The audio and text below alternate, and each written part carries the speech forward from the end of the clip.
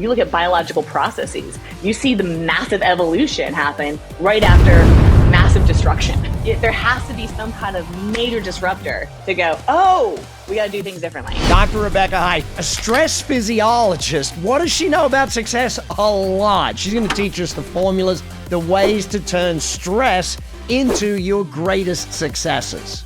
I grew up in the Wayne Gretzky, you miss 100% of the shots you don't take era. Everybody knows that quote. Here's what I want to add as an addendum to that, because what I needed to hear was, yeah, you miss 100% of the shots that you don't take, and you miss most of the shots you do take. Step into your power with Dr. Rebecca Heiss. So, Rebecca, your theory or your definition of success? My theory of success is waking up every day, loving what you do, having the privilege to be challenged every day, and finding new ways to fail. That's my definition of success. Finding new ways to fail, yeah. I guess that's a big part of it, isn't it? Where in life did success become like a standard for you? Where was it as a kid? Where did it happen? Yeah, so I think this is a tricky question because, I mean, I had the privilege of growing up with parents that were very much focused on my success, right? As an academic, as an athlete, as this. And so their definition of success was passed on to me from an early age, which was like, you know, you're getting all A's and you're going to start on varsity and all. So their definition I adopted early. I think my definition of success probably took me until the mid 30s to recognize, oh, you know, it's more than just proving yourself to everybody. It's making new mistakes. It's figuring out what actually brings you joy. And I think we only actually are successful once we have the privilege to fail a lot. Yeah, and it's interesting, you know, there's a part of life where failure is just not accepted. And it's like, but failure, well, what's your theory on failure and success? What's the relationship in your mind? I mean, so I have this coin that I keep with me all the time, right? There's a tiger on one side and there's nothing on the other. And it's to remind me that the scariest things, if I don't lean into, that's what I get, right? That's what I get. I get exactly nothing. And so often I think, you know, failure and success, two sides of the same coin. It's the scary thing is going to give you, you know, purpose and meaning and joy in your life. But it's so easy to measure the costs of our actions. Oh, I might fail. I might screw up. I might be rejected. That we actually hold ourselves back from success, I think, by sitting in that inaction. I had a good discussion with a buddy of mine on the weekend about most people don't fail because they make a mistake. They fail because they didn't even go for it. They didn't even have a shot. That's it. I grew up in the big Wayne Gretzky, you miss 100% of the shots you don't take era, right? Which everybody knows that quote. Here's what I want to add as an addendum to that, because what I needed to hear was, yeah, you miss 100% of the shots that you don't take, and you miss most of the shots you do take. And I think so often, like, we just don't take that first step. We don't take the shot, not because we're afraid we're going to miss it, but actually because we will miss it. And we fear what that will mean for us, rather than going, oh, cool, learning. I have a new trajectory now I can take. Yeah, I was one of my podcasts, I had Cameron Hughes on. He's a cheer guy, and Roger Federer had him in to cheer for him. And it's really interesting, Roger's take on the whole, you know, I lose more games. Like, I'm going to lose at least 50% of, you know, I only have to win 51% of the games type thing. But you go back to Gretzky, my son plays goalie in hockey, right? Okay. And even at his age, 10 and under, he saves about 80% of the shots. Like an NHL goalie saving 90-something% of the shots, high 90s. So yeah, you're going to miss 90% of the shots you take, Mr. Gretzky. Exactly. And the sports, I mean, I love using sports as an analogy for this. You know, as a basketball player, you're hitting 44% from the field. Like, you're in the pros. You know, like, so really you're missing a lot. That's great. That's data, you know, and the more we can see that as data to go, oh, cool. All right, next. In this social media era, though, it looks like everyone's succeeding all the time. Yes. And I think the idea of failure has become this like I don't know. It sounds so good to be like, oh yeah, I failed my way to success. Yes, but like when you paint it all pretty on an Instagram filter of like, look how I fail, watch me fail. It actually takes away the real deep hurt and fear and like that's where the learning happens. It's not going to be pretty. Like I don't want to memify failure, and I think unfortunately it's become that a little bit, right? Like So how did fear become your thing? Like, the fearless, how did fear become your word? The fearless leadership, we'll get into that in a moment, but how did it, like, what did Dr. Rebecca, how did you, all right, so I have this theory, and I think it's not just my theory, but I think most people go into the thing that they need the most. And I was just a fearful person, right? I'd spent most of my life doing the things that I knew I was good at. So I knew I was really good at school. So I just stayed in school until I got a doctorate. Did I want the doctorate? I don't know, not really. I was just good at it, right? So, we just kind of, I fell into this pattern where I showed up, I did the thing, and I looked at my life. Unfortunately, it was a phone call that came from my sister, and it was a brain tumor, a year to live. And I took her diagnosis, looked at my life, and was like, oh my gosh, if that had been my diagnosis, I'd be so disappointed in the entirety of my life because every decision that I've made out of fear. And so that month I quit my job, sold my house, and divorced my husband. no big choices, no big choices, just, right.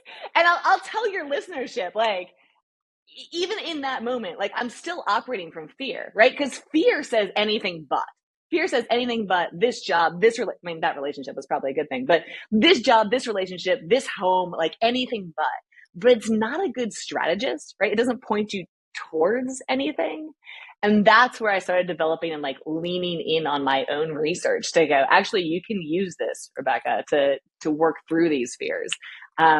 So yeah, it was a little bit about betting on yourself and starting to point yourself towards the thing that you want rather than just going away from anything that is scary. Yeah, I remember as a kid, I was 13 and I decided I was never going to not have money because of, embarrassing situation at school.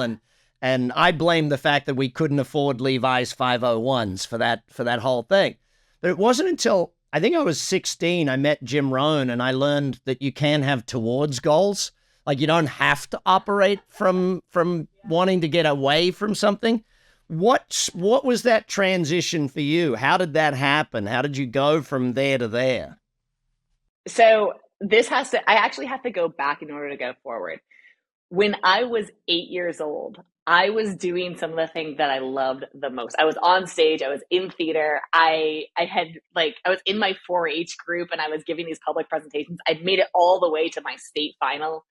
And the day of the competition, I played sick.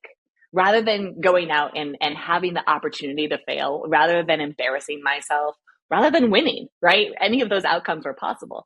I held myself back. And when I was in this this year of going, okay, I just quit my job, sold my house, and divorced my husband, what do I actually want to do? I kind of looked back to my 8-year-old self and looked forward to my 88-year-old self and said, all right, what constitutes the life that you're trying to build here? And that was my North Star. That was my first small trajectory to take an action towards something, which was speaking. I think it's interesting. Like if I look at, well, actually, let me ask you, what is your formula or what are the ingredients of success in your mind? What are the things that have to be there to have success? Whew. Not motivation. Let me just take, no, actually not motivation. I think motivation is the wrong thing because I think motivation is like a hot burning thing that can wane. And I think discipline is huge. Motivation is a trap, right? Discipline and habits, way more important. Boredom, I would add to that list for success. Having some boredom means that you're willing to go through these having some comfort with boredom means you're willing to go through this repetitive, often tricky, challenging tasks again and again and again and again until you've mastered them. That's part of building expertise. Other formulas for success. I think I think feeling the fear and leaning into it. I call it running to the roar, right? Where you hear the tiger and you're like, oh, I've got all the chills. This feels really scary, and making a move toward it. To me, I think we cheat ourselves often from meaning and purpose in our lives because we allow our fear to override, our action forward. So yeah, running to the roar. That would be my third one. You got to be the first responder in your own life, sort of thing. Run towards, not Oh, run I away. love that. Yeah, I love that. Absolutely. I'm going to steal that. You're going to hear that on stage. I'll credit you, but Perfect. man, be your I'm own first very responder. happy That's to. good. It's interesting because in life you get moments where you learn. And I remember I was held up at gunpoint in Mexico one time, and people were like, "How did you respond?" I froze. I froze like a normal human being Like would. everybody. I am not MacGyver. Yeah. They were definitely, no, totally froze. Handed over the watch. So, Good for you. By the way, very, very human response, right? We talk about fighting and fleeing, freezing. We forget, but yeah, that's your body protecting you. There is a third F. It's not just fight That's or right. flight. Freeze does That's happen. 100%. 100%. So let's go into then the whole thought of fearless leadership. Firstly, give everyone your thoughts on what that is, and then we'll dive into it in some depth.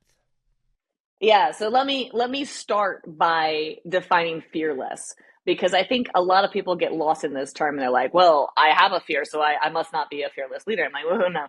If you have a fear, but you're willing to admit it, you're willing to look at it, you're willing to examine it, that's fearing less. And so the less really is in parentheses. It's not fearless. If you're going to jump into the cage of a hungry tiger, like that's just dumb, right? That might be fearless, but that's dumb. So I think the first step is in recognizing that you can be cognitive about your fear. You don't have to go to those primitive fight, flight, freeze responses. You can take a pause, recognize you don't have a tiger actually charging you, and then begin to sort out these fears into more cognitive spaces where you can lean into them and even run directly towards some of them. That to me is fearless leadership.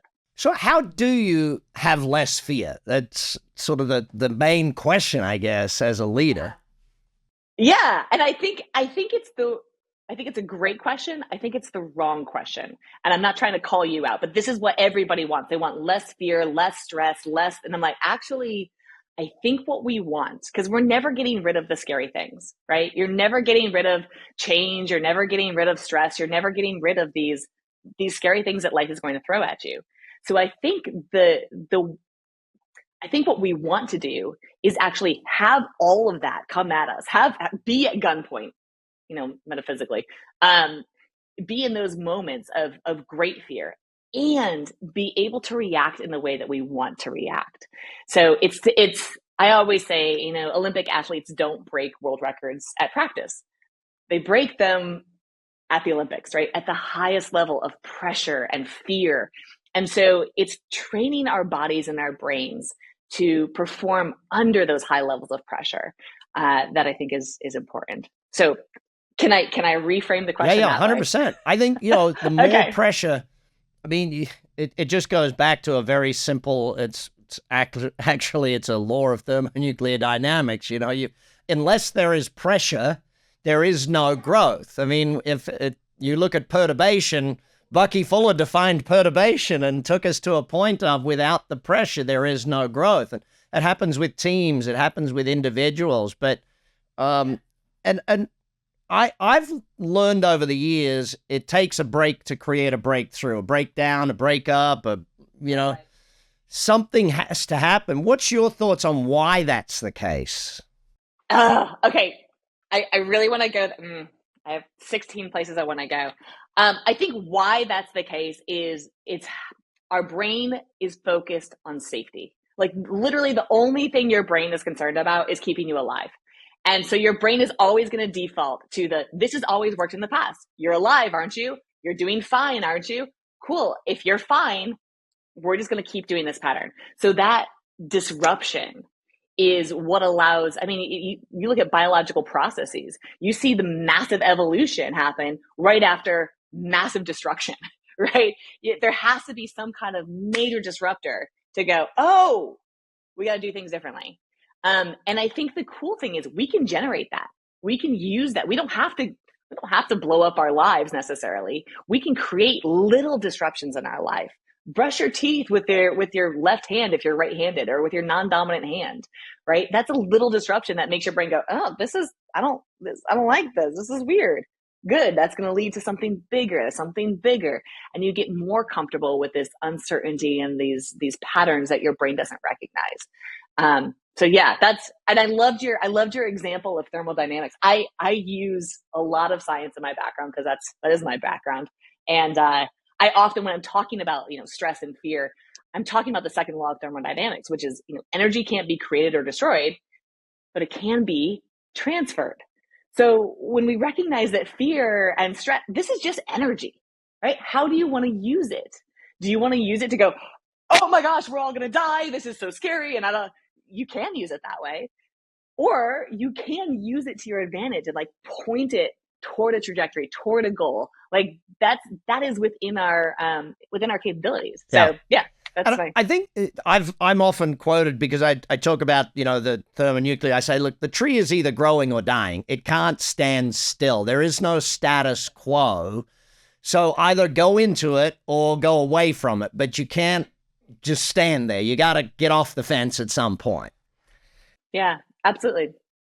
Stress. Let's go from fear to stress, because we're doing all of the wonderful subjects today. All of those things. Yeah, let's do it. This is part of life. I sat with my wife, and I sat down, and we have 5 kids, dogs, all that sort of stuff. And we sat down and went through our life together and looked at the stresses that happen about every month. What was the major stress that month? And the other day, we sold one of our vacation homes, and she's like, maybe we should get a lake home. I'm like, no, we just said less. Less is more. But yes, yeah. So let's go into stress and let's talk about how we harness the power of it. Yeah, I love it. So, the example you just gave is brilliant for so many reasons. First of all, I don't think we often talk about how much stress people carry with them. I call it the daily strain stack, because you're carrying things from your childhood. You're carrying these cumulative stressors. You're carrying those acute stressors. You're carrying the micro stressors of being stuck in traffic, whatever. It is all of these little straws, and it's the deadline that breaks your back. But it's not the deadline, right? It's all of these other things. It's the vacation home that you just sold. That's a good stressor. But in our brains, it's all one and the same. So stress is stress is stress. Good stress, bad stress, doesn't matter. It's just energy. So how do we begin to harness it for good? I use a technique I call T-3. That was where I was going next. Yeah, awesome. Great. We're on the same page. So the first step of this is recognizing that it's not a tiger. This is my favorite step, right? Because our brain literally treats every stressor like it's going to kill you. That's what it's built for, right? Our stress response is built for 3 minutes of screaming terror across the savannah. Afterwards, it's over because you're dead, because you got caught by the tiger, or you've outrun the tiger. Great. Either way, it's over, right? That's not the modern world. You just heard a ping come through my do not disturb, and it stressed me out. And I was like, oh my gosh, I have to adjust this really quick. Thank you for editing that out. But, all of these little pings and dings and things that are constantly, it's not 3 minutes of screaming terror. But to our brain, once we say, okay, listen, this isn't life and death. This isn't life and death. Me asking for a discount on a cup of coffee, getting rejected, failing. I'm alive. All right, now what can I do to transfer this energy? That's step 2, the transfer, right? It's the second law of thermodynamics. Can't create it or destroy it, but can this be an adventure, or does this have to be an ordeal? And I love using the United States Marines as an example here, because they have this call called oorah, right? Oorah! Anybody in the armed services is going to recognize this call. Oorah! What does that mean?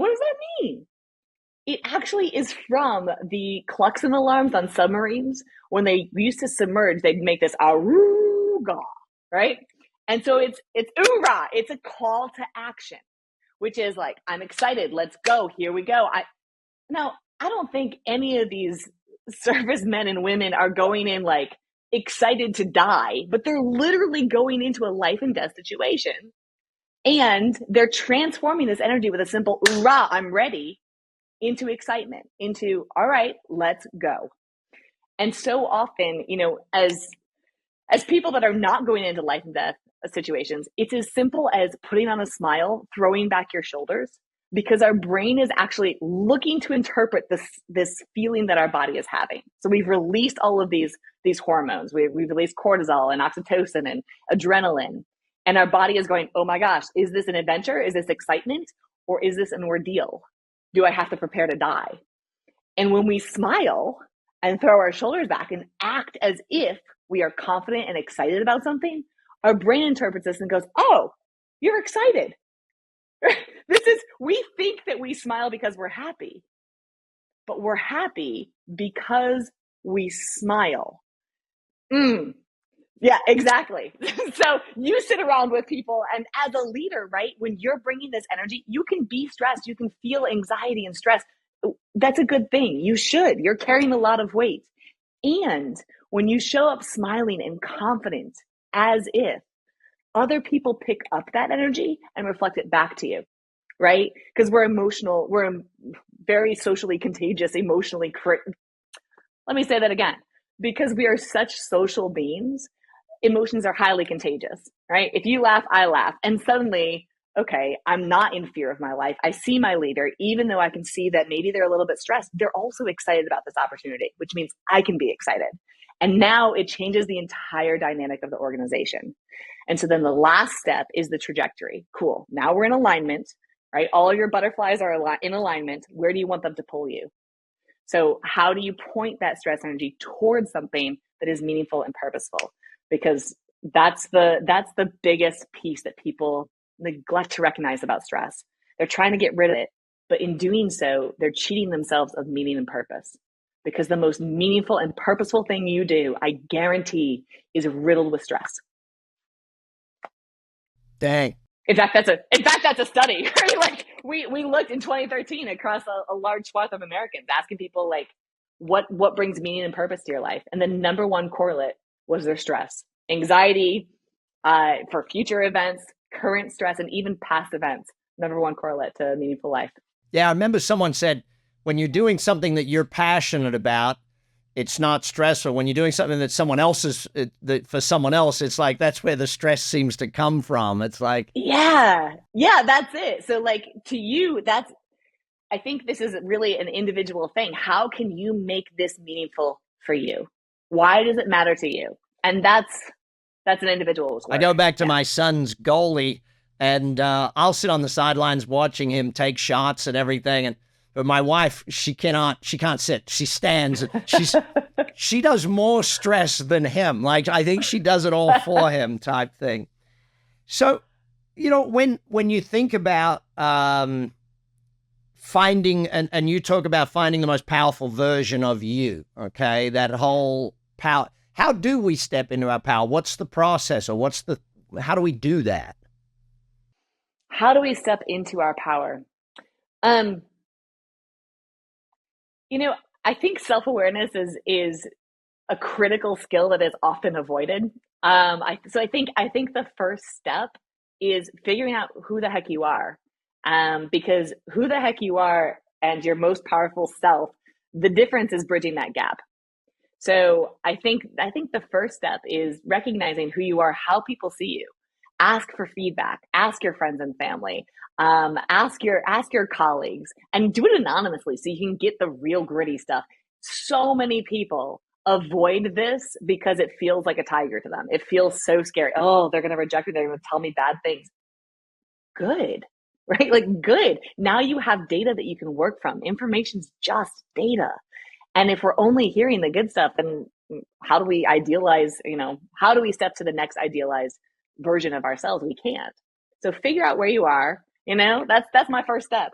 Go ahead, Brad, you then talked about, though, deciding who you want to be. And, I teach a course on purpose, and it's really interesting the number of people that think they have to find their purpose rather than define their purpose. What's your thoughts on that? I love that.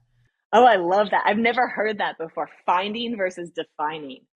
Yeah, that's powerful. Yeah, I think there is a lot of pressure put on people to like go find your purpose. What is your purpose? Instead of looking internally, perhaps, and going, well, what causes me stress? Because I think stress is a great indicator. It's a barometer for how much you care about something, Stress, right? joy, they're not that far apart. I mean, it's just as you said before, whether you smile or frown really defines the difference between stress and joy. Well, it was interesting. I had to learn about purpose, and I was chatting with he was a client many years ago. He's become a good friend, and his name is Avak, and he said, Brad, sometimes you're just given your purpose. Like his son was born with very, very high on the spectrum, nonverbal. And he said, you know what?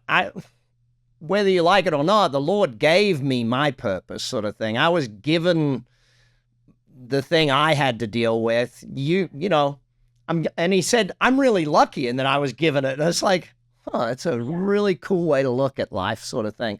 So It is. let's go and how do we bridge that gap then? Who we are, who we want to be. How do you start to bridge that gap and step into yourself? I mean, to me, it's the winner's cycle. So I'm a biologist, so let me just back up a little bit. This is the Good to Great, Jim Collins, but it starts with biology. So think about two bucks fighting each other, okay? One's going to be a winner, one's going to be a loser. What happens to the physiology of that winner? Well, their cortisol decreases. Their testosterone increases. They actually become more sensitized to winning in the receptors in their brain. The loser, the exact opposite happens. So let's go with the winner to start. What that means is they're now more sensitive to winning. They're more capable of winning because their biology is actually supporting them in this cycle of winning. So you're actually getting dopamine, which is the motivation hormone as well, every time you win. The loser, exact opposite. So if we apply this to humans, and we have the exact same hormones, exact same setup, to me, you have to create a winner's cycle, which means you better not start with a really big goal. And you can have it down here. You can have it down the line. It's fine. I want to lose 100 pounds this next year. Okay, that's a big goal. What does that look like today? What does that look like in the next hour? So I think the smaller the goal you can achieve, and make sure you can achieve it, when you get that, it changes your biology, it changes your underlying physiology so that you're more likely to achieve that next small goal. So these micro goals, these micro habits, I mean, they've been talked about a lot, but I do think they're absolutely key. And I have to add to that, you have to take action. You can't just set up the habits. I'm just going to do this. Well, you actually have to do it, right? That's clutch. So I think here's my idealized self, here's my current self. If I want to write out a map to get there, that's a big goal and it can look like a tiger and it can be a huge setback for people. But if you can break it down to these really, really tiny achievable goals, you actually can set yourself up physiologically to get there. So hang on, does that mean there's actually a biological thing about being on a roll? Like, Yes. there's Yes. times in life where Yes. the vibration, you're on a roll, you feel like you're winning. Huh. In fact, they've done this a lot in sports, like measuring the hot hands in basketball, and those are very real, and they can be supported by your hormones. So again, thinking about how much this underlying physiology, how you show up every day, matters not only to the people around you, but to your own biology and how your biology is going to support or actually work against you. Really, really important stuff. Well, hey there, and thanks for listening. I've noticed that 78% of you are brand new, which means you haven't hit the subscribe button yet. By subscribing, you help us bring on even better guests, better quality content, and serve you better with even more podcasts. So please hit that subscribe button. It only takes a second. It makes a huge difference. If you support us, we're going to support your success and help you achieve big success together. So the small wins, yeah, because basketball's a game of streaks, so a team gets on a streak, they get on a quick roll, and then the momentum shifts sort of thing. So give me some hints, tips, tricks of how to get myself on a roll or in that winner's cycle. Yeah, find the smallest thing that's achievable. right? Reduce any of the friction. So if I want to lose, now, if I want to lose 100 pounds, I'm just going to stick to that example. There's a bunch of different trajectories that can get me there. I can eat out less. I can eat more greens. I can exercise more. So finding a trajectory, one to start. You're not going to do all four, right? Find Really? one to start. People don't do all the things? No, don't do all the things. I mean, you can build them over time, but like the smallest thing you can do to start, whether maybe I'm going to drink 7 glasses of water today. Great. Tick them off. Make it a physical thing. So like, yeah, exactly. So I get a reward. I get a chip. I get to remove a bracelet. Make it physical so that you can see your accomplishment. And then again, the removing friction is huge. If I don't have my water bottle by my side, I'm not drinking 7 glasses of water. I am going to have, by the way, 2 of them because I'll empty this and then I'll be thirsty and I won't drink. So it's the smallest things that you can create that give you that momentum that can carry you onto the street. And then I'll say, having a short memory when you screw up. Acknowledge it. Yep, I didn't hit my goal today. Man, now you're going to easily go into that loser cycle. So the second thing there is having the discipline of going short memory. I actually have a trigger word that I use in those moments when I'm losing, when I'm feeling like, okay, next. It's just next. What's next? What's next? So like, that moving is forward. I guess that's one thing of breaking the loser cycle. How else do we break that loser cycle, that losing cycle? Again, I would pick a different trajectory for a day. So I've been doing really well on my water and then I missed it. Okay, well, you know what? Tomorrow I am going to walk 20 more minutes than I normally do. And then I get into that cycle. And then I can go back to my walk because I'm winning again. So it's a slightly still moving towards my goal, but a slightly different trajectory just to get my brain back into the groove and going, you still got this. You still got this. Love it. Love it. Okay, final question. Best quote or best advice you ever got on the subject of success? I think the best quote on success is Henry David Thoreau's quote. Success usually comes to those who are too busy to be looking for it. I think we get so caught up, just like I have to go out and find my why. If we're so busy trying to achieve success, we're going to miss it. And it might have already found us and we haven't even recognized it because we haven't taken the time to define what that looks like in our lives. I've met so many people who ostensibly are highly successful people. They've got 16 Porsches in their garages and they're miserable human beings. So, recognizing your success in whatever way you define it, I think is clutch. Love it. This is the Big Success Podcast. Dive into the show notes, follow, learn, study, do all those things, and we'll be back next week with more of your success. You've been listening to the Big Success Podcast with the #1 business coach in the world, Brad Sugars. To learn more about how to achieve business and personal success, as well as how to level up or listen to past episodes, visit www.bradsugars.com.